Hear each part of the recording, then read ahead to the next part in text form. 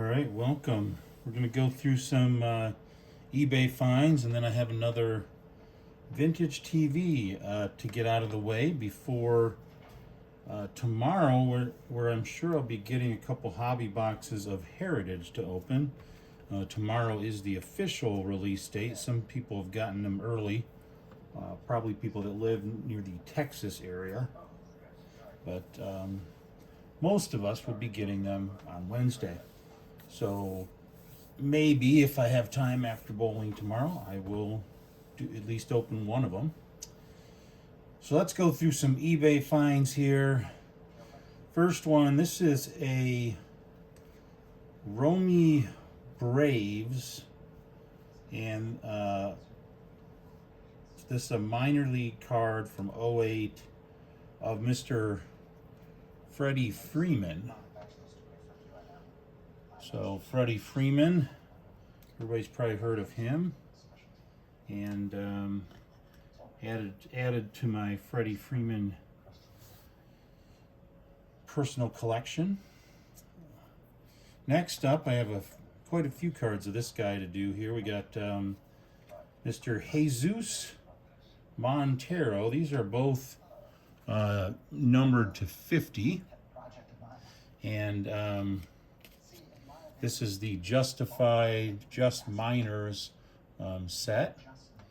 For those of you who may not be familiar with Jesus Montero, he was at one time the #1 rookie in the Yankees organization, a catcher.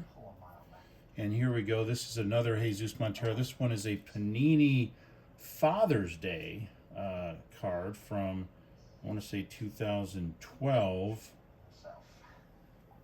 And it is numbered 261 of 499. And you'll see it says Father's Day up at the top. Also, I have I hope I didn't damage the card. I damaged the penny sleeve. I don't think I did any damage to the card. Sometimes people send you cards, and to keep them from moving around, they tape them, but then when you try to open the envelope, the tape sticks. If they don't use the right kind of tape, it sticks to the penny sleeve. So this is a Gypsy Queen from 2012 for Mr. Jesus Montero of a Future Stars Gypsy Queen. Not a big fan of Gypsy Queen, but I do like that they have the Future Stars. And then this is more of like a base rookie of his from 2012 with the actual rookie shield on there. And this one is a purple border. It's not numbered. I'm used to the purple borders being numbered, but it is not. So that's a Topps Chrome from 2012. We also have a Jesus Montero in a Panini Prime Cuts from 2012, and they actually are using the rated rookie logo, but it's in like a silver refractorish up there. This is an auto, but it's from Prime Cuts, which was a sub release that Panini did back then. I'm not sure I like the card that much, but it is numbered 15 of 25, so I do like that part.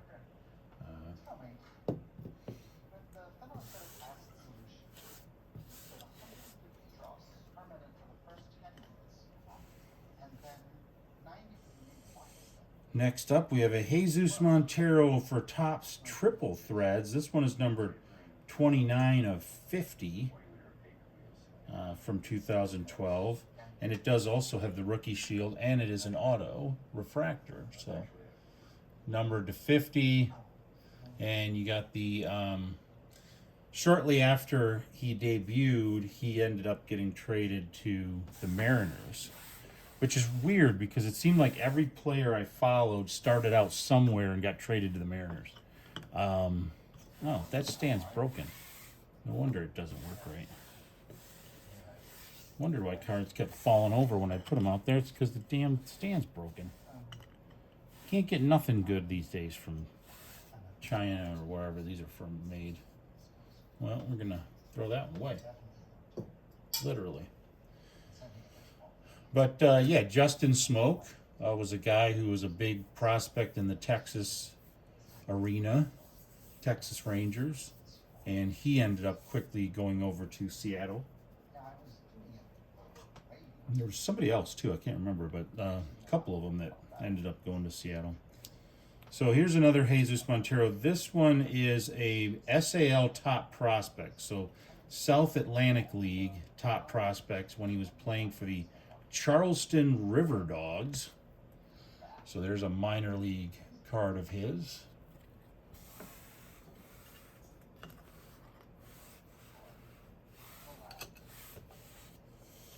We have a Obach TriStar or TriStar Obach, but this one is a Florida State League history in the making. Montero is the most probable in line for the long-term replacement of New York catcher Jorge Posada. He continues to develop his catching skills in the minor league. So TriStar made a release that looked like this, that they called Obach, and this was back when he played for the Tampa Yankees, and they're right. He was sort of going to be the guy to replace Jorge Posada, but that never turned out to be the case. I think Austin Romine ended up placing, and Jesus Montero got traded to Seattle. We have another Jesus Montero. This one is a TriStar Projections, and they do like a projections for 2009 when he played for the Charleston River Dogs, as we mentioned before. But this is a TriStar Projections card. Boy, Jesus Montero's just taking up the whole damn thing. We have this is actually a beautiful card. I actually really like this card. And I like it for a couple reasons I'll show you. But this is a Jesus Montero TriStar Pursuit card. So it looks really cool, especially for back then. Kind of reminds me of almost like a Panini Select. But what's cool is on the back, it is numbered 21 of 50.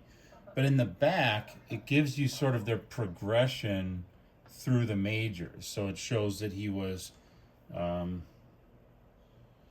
where he was born, where he was selected out of, when he was drafted, and then it kind of shows like, rookie ball, single A, high A, double A. So it kind of gives you this like little projection of their career up until that point. That's kind of a cool idea. I like when cards do kind of cool stuff on the back rather than just have a back. All right, so that's enough Jesus Montero for now. We're going to get into some... Oops, if I can get these unstuck. So I got a couple Topps Now rookies of Thomas Harrington. It says, first MLB save enters Pirates record books. So I thought that was kind of a cool card of his. It's a rookie card. So I wanted to pick that up. Thomas Harrington, one of the guys I'm kind of targeting from the prospect side of things. Next up, we have a couple more of the Vida Blue 1970 rookie cards of Mr. Vida Blue. I'm getting a whole bunch of those. But that's okay. You can never have too many Vida Blue rookie cards. And Gene Tenace. No offense. Got a few Nolan McLean. This one, they're both call-ups, but this one is career high 11 Ks fuels Mets postseason push. So I got two of those. And then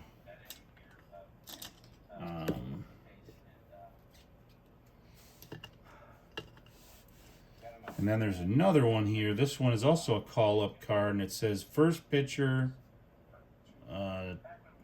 It's hard to read inside the plastic. First pitcher to win first 4 MLB starts since 2014. So Nolan McLean looked really good early on in the WBC. He looked kind of average in the last game, but still, I mean, when you're going up against all-star talent, there's only so much you can do. Okay, so we got a few more USC 45 cards. As you know, I've been collecting the USC 45 cards, the number back there. Maybe you can see it now, you can. We got a Cal Raleigh Cephia refractor.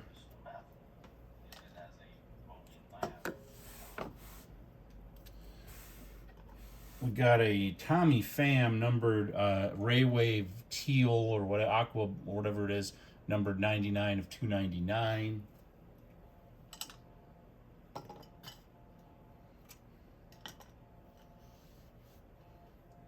And we got a regular refractor of Tommy Pham, also a USC 45.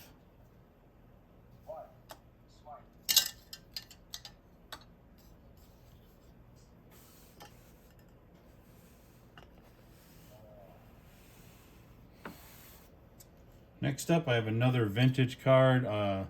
If you've been following my videos, you'll know that this is another guy I collect, Mr. Mark Fidrich with the All-Star Rookie Cup.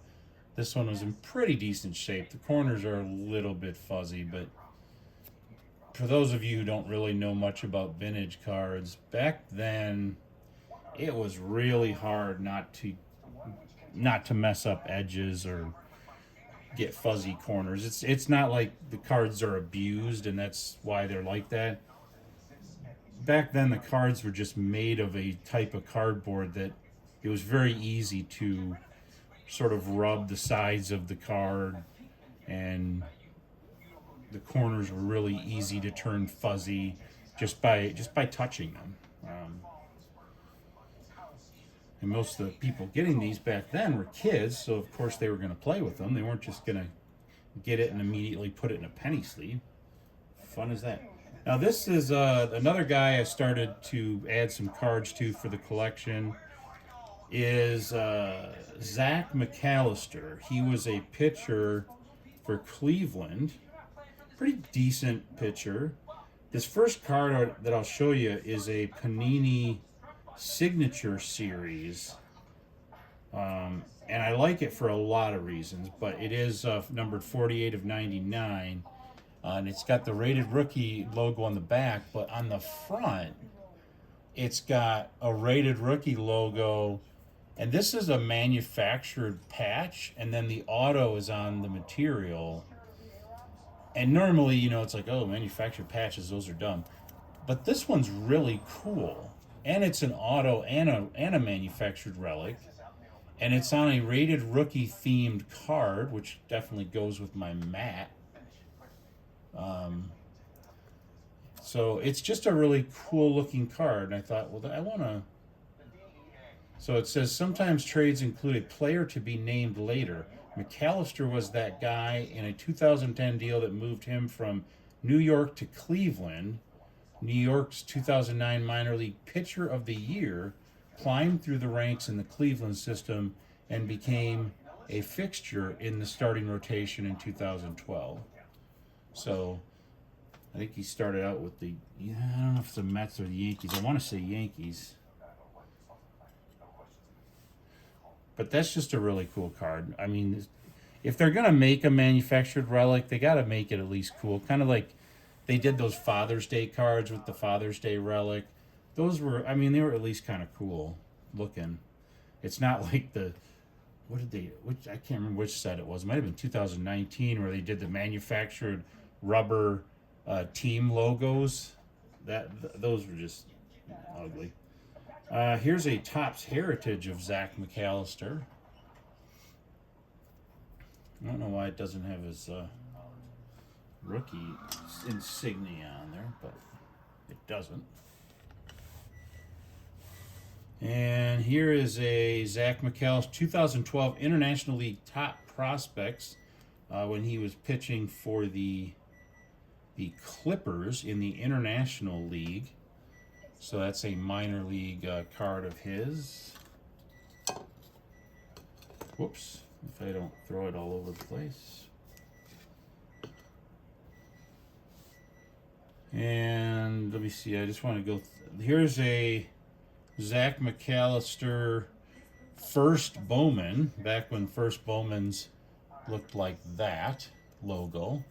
But this is a refractor with the autograph. This one is not numbered, but it is a oh yeah, it is. It's numbered 14 of 500. So that one's pretty cool.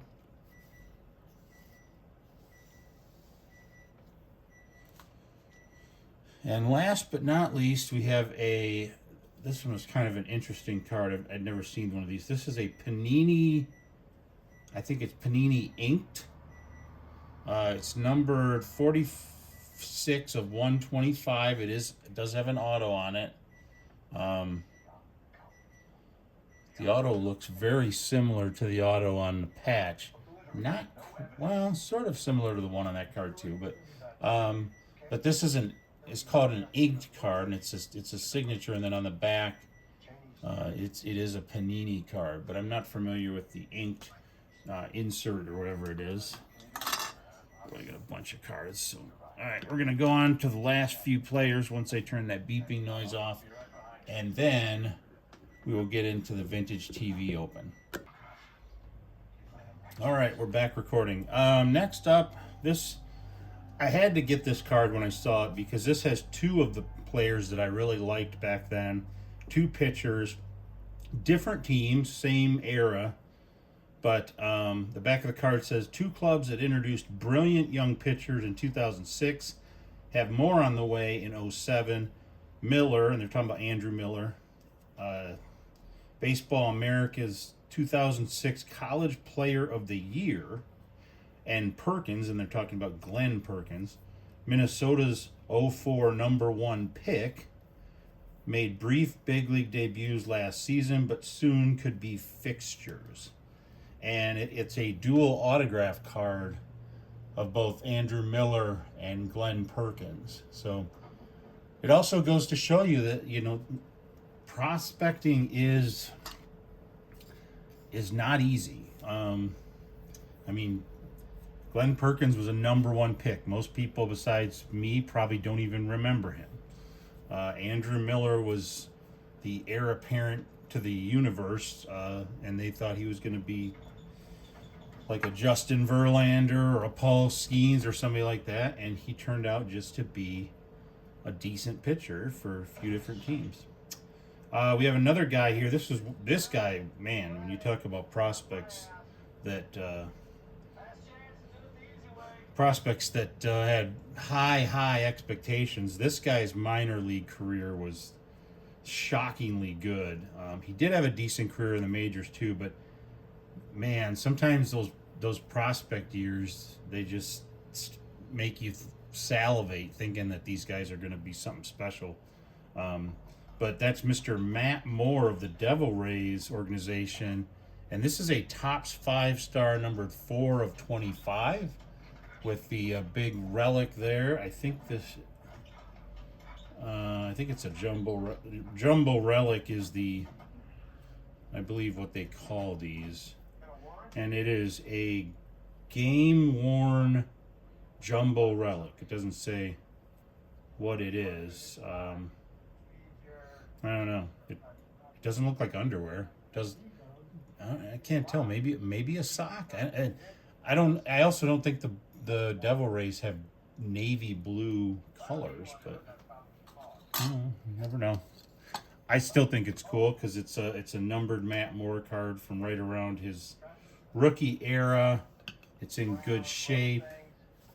And then another Matt Moore card. This one is a Bowman Sterling, and it is a rookie designation.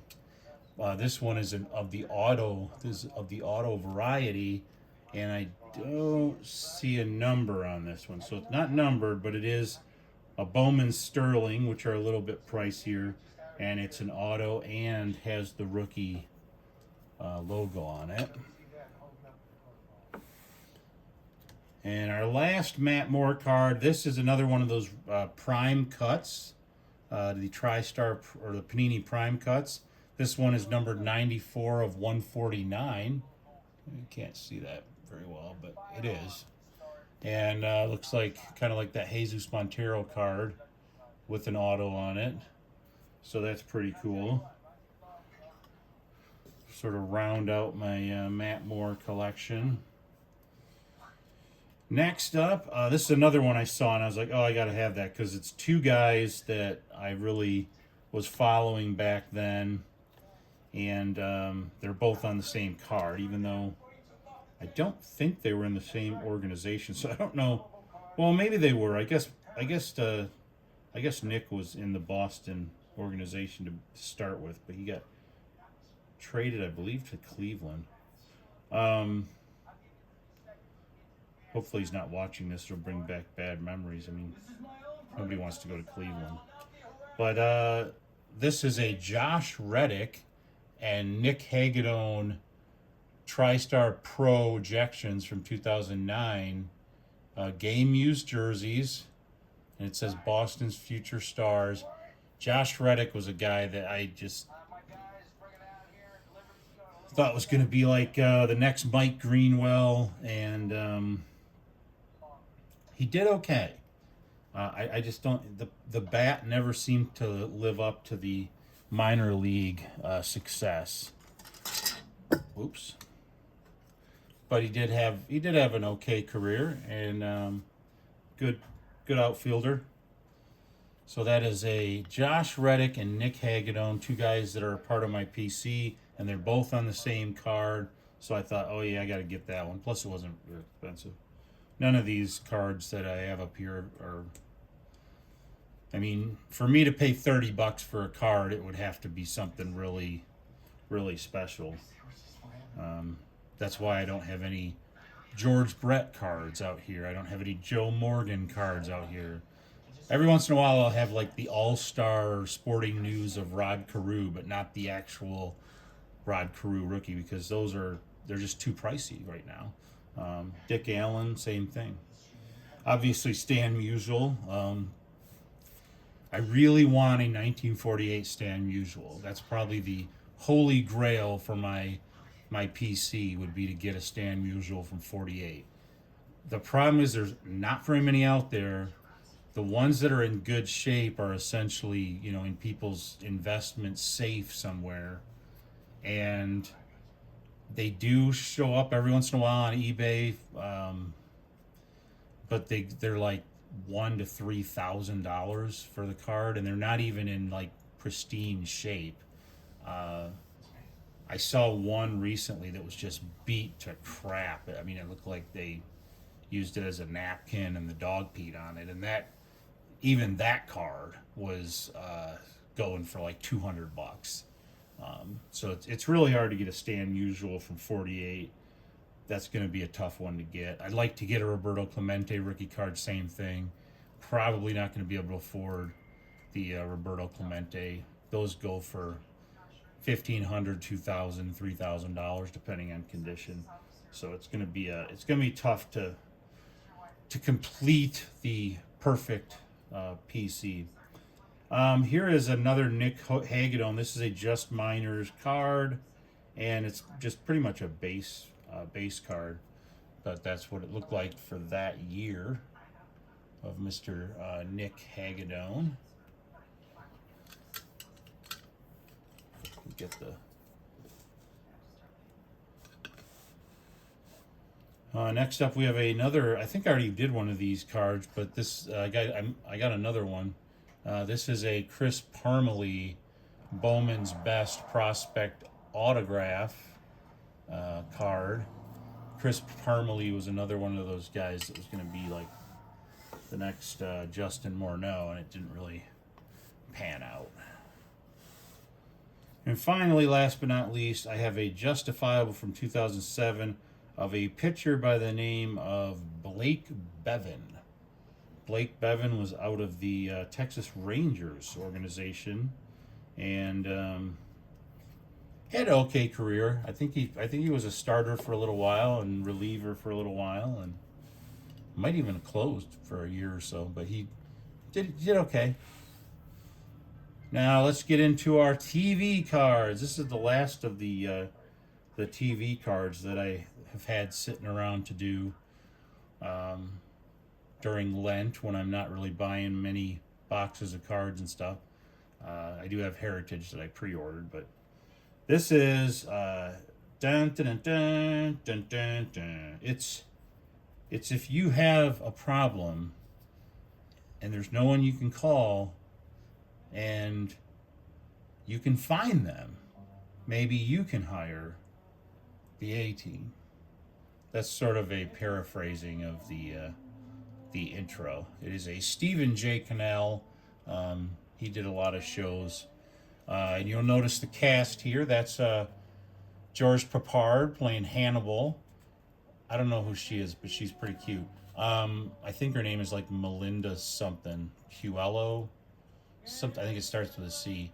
That's Mad Dog Murdoch.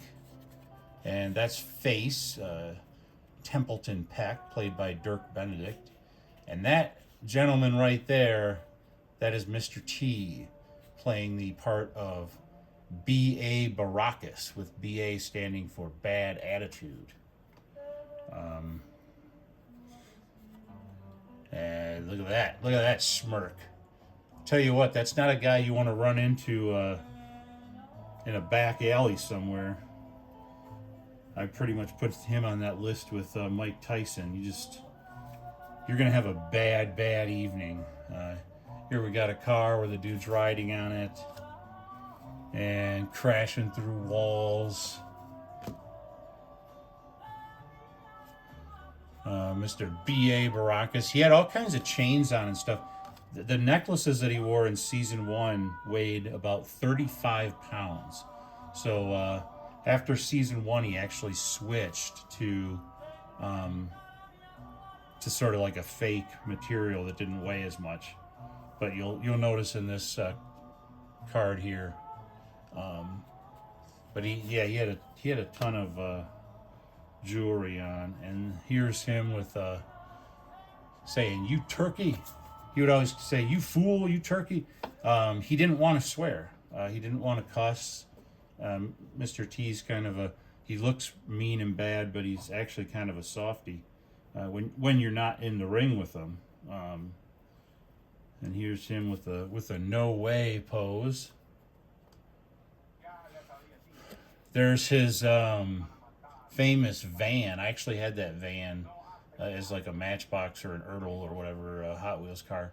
One of my prized possessions that I no longer own. But yeah, that was a really cool looking van. And I actually saw a minivan where they painted it like that. That it looked completely stupid, but it also was kind of cool. Here's Mr. Dirk Benedict playing Templeton Peck. If you're saying, I've seen that face before, but I can't place it. He was one of the major characters and the stars of Battlestar Galactica. Yes, Battlestar Galactica. Hannibal always had cigars, and he actually did smoke the cigars. They weren't just props. He would go through about 5 cigars per taping, is what I'm told. There's Mr. B.A. Baracus, made a name for himself in the Tough Man competitions. Funny story, I was a couple kids I went to school with. We got on the topic of the Tough Man competition because it was going to be in Joe Louis Arena in Detroit, and they said that they would pay for me to enter it, and if I would be willing to enter it, and I forget the entry fee was like pretty significant for kids I was probably in like 9th grade, which I couldn't have entered the tournament anyway, so it was kind of stupid. But I was like, well, heck yeah, I'll do that, and so I told my parents, and they're like, no, we'll pay you $50 not to do that, like you're not entering the Tough Man competition. Can you imagine a 9th grade kid and you get in the ring and there's Mr. T, Clubber Lang himself? Yeah, I would have maybe lasted 2 seconds. I think the first punch, if it would have just grazed me, would probably have destroyed me. I mean, I only weighed like, geez, I weighed less than 160 pounds. So here's a new assignment. We have, what's so funny, fool? Hannibal was always wearing disguises. He was a master of disguise, and he was kind of the leader of the group, if you never saw the show. And Murdoch, they called him Mad Dog Murdoch because sometimes he would be crazy and sometimes he wouldn't be crazy. And it was kind of like this running thing with him and B.A. Baracus, where he would act crazy and B.A. didn't like it when he acted crazy. So he was always on Murdoch's case. Howling Mad Murdoch.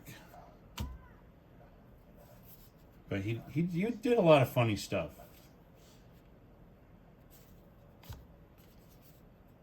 Ready for action?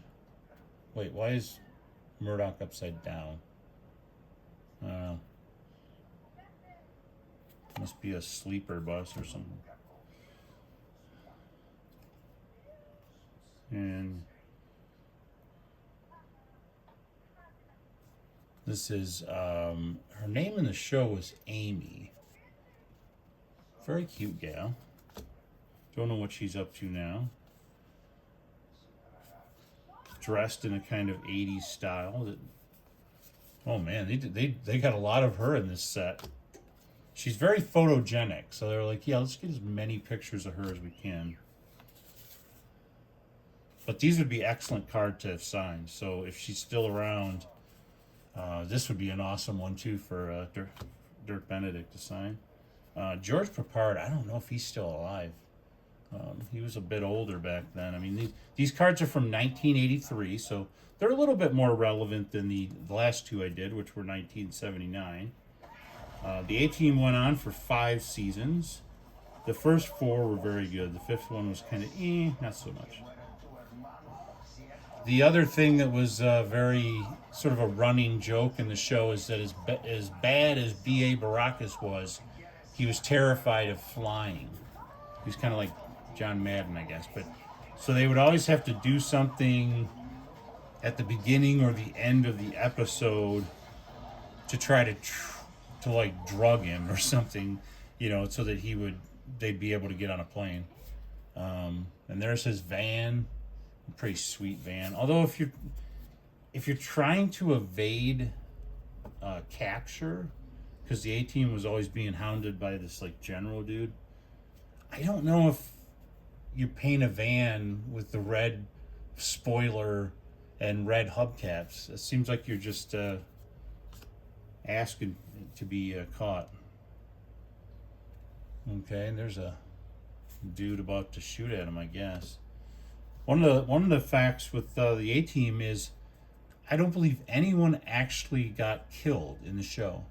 There were a lot of explosions, a lot of machine gun fire, bazookas, rocket launchers, you name it. People got punched, people got thrown around, but they never actually shot anybody. And that was one of the things that George Peppard was adamant about, is he didn't want anybody to actually get killed. And also back then, when you had shows on in prime time, the level of violence was a lot less than what it is now. And here's Murdoch being all like crazy in the van. BA's probably gonna tell him, "Snap, fool!" And they actually used, I think, 6 different vans over the course of the shooting. I can't remember how many Dukes of Hazzard General Lees they used. A lot. Because those things, I mean, jumping over a creek every episode, smashing them to hell. Speaking of smashing, the truck gets smashed, and looks like a biker that fell off his motorcycle.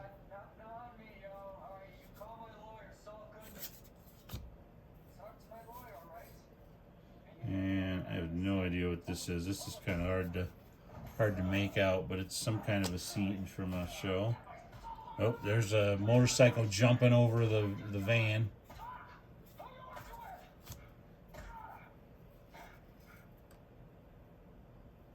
I don't know what this is.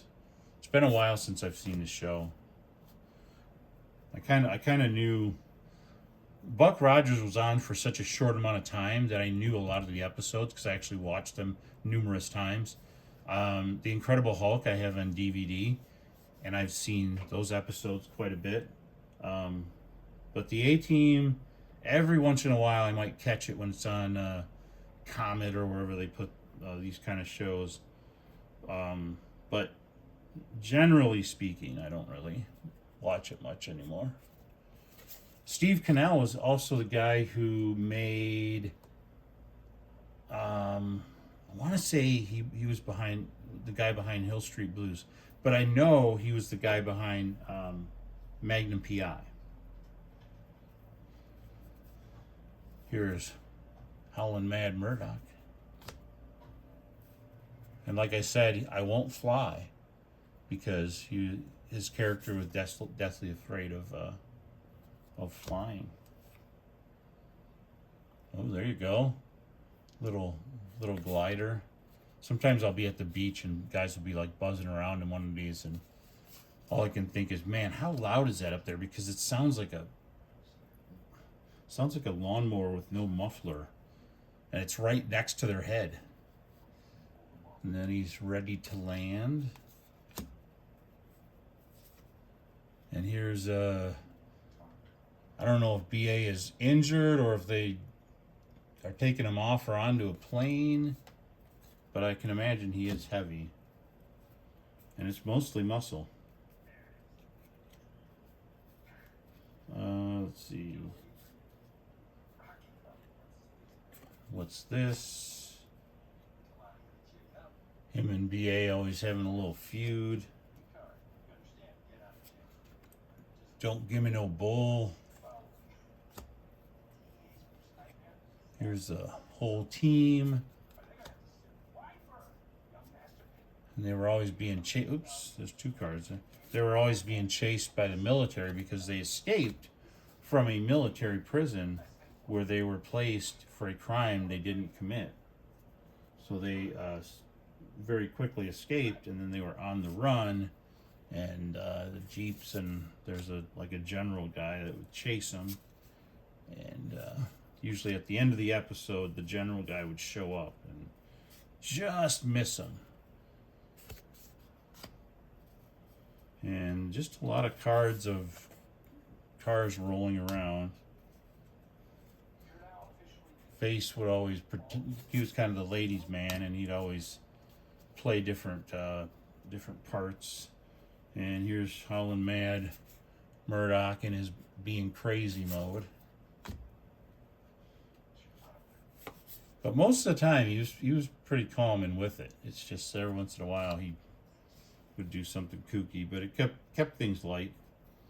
Yeah, there's a helicopter and a lot of helicopter scenes back in the 80s. Some explosions. And I want to say that's Hannibal in that picture, but it's hard to tell. Also kind of looks like Jesse the Body Ventura. And there's a Jeep and some fire and fiery getaway. More fire and explosions. Oh! Cool customers. BA with a rare smile. You don't see that very often. And then the mission accomplished. And then you actually have a checklist. So there you go. That was the A-Team. I don't have any other TV cards on order. These were just a few sets that I picked up that were pretty cheap. I did order a few Incredible Hulk cards so that I can fill out the set I got because it was missing 3 cards. I don't blame that on the person that sold it. I think it said in the ad that it was almost a complete set, or it was nearly complete or something like that. So I wasn't expecting it to be complete. So I ordered a few of those singles so that now at least I have the complete set. And I do have some other TV card ideas that I wouldn't mind getting my hands on, but I'm gonna wait on those.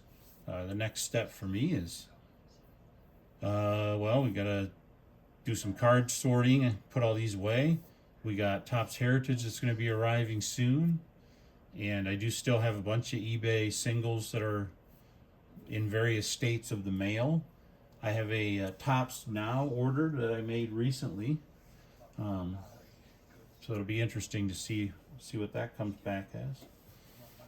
And then I'm almost done with my list. I added 2 more names to it. I keep getting almost done, and then I'll add 2, 3, 4 names to it. But I'm almost done with my list. Once the list is done, then I can kind of go over what the best boxes to buy based on the list, based on all the calculations, and then I will very quickly thereafter start cutting names from the list, because right now I think there's about 135 players on the chase list, and that's just too many. I got to try to whittle that down. So probably a lot of these guys from the 2000s will be whittled off of the chase list. All right, well, thanks for watching. Go ahead and hit subscribe if that's something that you do. Do a like if that's something that you do. And I will probably, if I can get back from bowling in time, I probably will be opening a hobby box of Topps Heritage that I pre-ordered tomorrow. So have a good evening.